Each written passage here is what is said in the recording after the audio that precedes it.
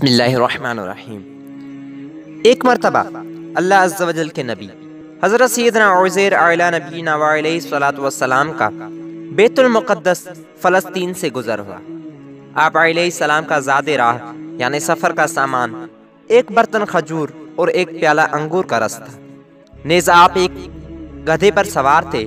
آپ علیہ السلام بیت المقدس کی تمام بستیوں میں پھرے، لیکن آپ کو کوئی شخص نظر نہیں آیا اور سب عمارتیں گری ہوئی تھی۔ اس قدر ویرانی دیکھ کر آپ علیہ السلام نے تعجب سے کہا، بسم اللہ الرحمن الرحیم، انا یحیی ھذہ اللہ بعد موتها۔ ترجمہ: اللہ انہیں ان کی موت کے بعد کیسے زندہ کرے گا؟ یہ فرمانے کے بعد آپ علیہ السلام نے اپنی سواری کسی جگہ باندھی اور آرام کے غرض سے لیٹ گئے۔ یہ صبح کا وقت تھا۔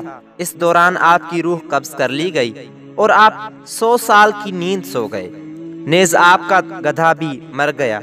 اس عرصے میں آپ علیہ السلام لوگوں کی نگاہوں سے پوشیدہ رہے۔ 100 سال کے بعد آپ کو شام کے وقت زندہ کیا گیا۔ اللہ عز و جل نے آپ سے فرمایا، تم کتنے دن سے یہاں ٹھہرے ہوئے ہو؟ آپ علیہ السلام نے عرض کی، 1 دن یا اس سے کچھ کم وقت، کیونکہ آپ علیہ السلام کا یہ خیال تھا کہ یہ اسی دن کی شام ہے جس کی صبح آپ آرام کرنے کے لیے ٹھہرے تھے۔ اللہ عز و جل نے فرمایا، تم یہاں 100 سال سے ٹھہرے ہوئے ہو، اپنے کھانے پینے کی چیزیں دیکھو، ویسی ہی صحیح سلامت ہیں، اور اپنا گدھا دیکھو کس حال میں ہے۔ جب آپ علیہ السلام نے کھجوریں اور انگور کا رس دیکھا تو واقعی دونوں کی تر و تازگی میں کوئی فرق نہ آیا تھا، جبکہ گدھا بالکل گل سڑ گیا تھا اور اس کے اعضاء بھی بکھر گئے تھے، صرف سفید ہڈیاں نظر آ رہی تھیں۔ دیکھتے ہی دیکھتے گدھے کے اعضاء جمع ہو کر آپس میں ملنے لگے، ہڈیوں پر گوشت اور کھال آ گئی اور گدھا زندہ ہو کر آواز نکالنے لگا۔ قدرت خداوندی کا یہ شاندار و بے مثال نمونہ دیکھتے ہی آپ علیہ السلام کی زبان پر جاری ہو گیا، میں خوب جانتا ہوں کہ اللہ عز و جل ہر چیز پر قادر ہے۔